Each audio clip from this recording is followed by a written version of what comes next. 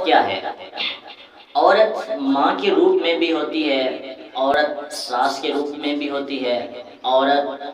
بیٹی کے روپ میں بھی ہوتی ہے، اور عورت بھتیجے کے روپ میں بھی ہوتی ہے، عورت بھتیجی کے روپ میں بھی ہوتی ہے،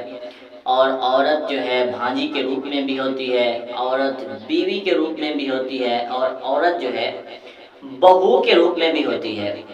تو میری مراد کہ عورت بہو جب بنتی ہے، یعنی عورت جب ہمارے ہاں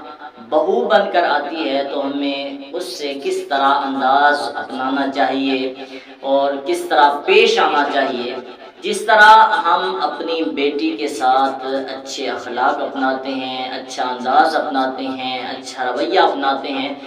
تو ویسے ہی ہم اپنی بہو کے ساتھ اچھا اخلاق اپنائیں، اچھی گفتگو کریں، اچھا رویہ اختیار کریں، اخلاق حسنہ کے ساتھ پیش آئیں۔ اگر کوئی ہمیں اپنی بیٹی کی شکایت کرتا ہے تو ہم سیدھا سیدھا اس کو کہہ دیتے ہیں کہ ابھی بچی ہے، اپنی غلطیوں کو ایسا ایسا جو ہے سدھار لے گی۔ تو ویسے ہی اگر کوئی ہماری بہو کے بارے میں اس طرح گفتگو کرتا ہے تو ہمیں کہہ دینا چاہیے ویسے ہی جیسے ہم اپنی بیٹی کے بارے میں کہتے ہیں کہ ابھی جو ہے یعنی بچی ہے تو ایسا ایسا جو ہے اپنی غلطیوں کو سدھار لے گی۔ مگر ہمارے یہاں معاملہ جو ہے الٹ ہے، الا ماشاء اللہ، کہ اگر کوئی ہمیں شکایت کرتا ہے تو ہم ویسا اخلاق نہیں اپنا پاتے، ویسا انداز نہیں اپناتے، ویسی گفتگو نہیں کرتے، ویسے رویوں کو اختیار نہیں کرتے۔ یاد رکھیں کہ بیٹے جہاں پر پیدا ہوتے ہیں وہیں پر مرتے ہیں،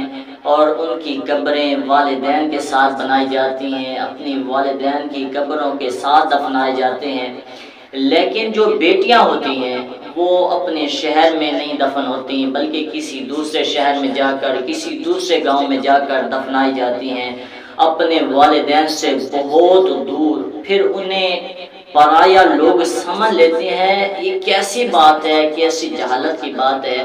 کہ وہ تو اپنا سب کچھ چھوڑ کر، وہ اپنا سب کچھ، اپنے گاؤں کو، اپنے شہر کو، اپنے والدین کو، اپنے بھائیوں کو، اپنی بہنوں کو، ہر خوشی کو چھوڑ کر، ہر چیز کو چھوڑ کر وہ آپ کے گھر دفن ہونے کے لیے آتی ہیں۔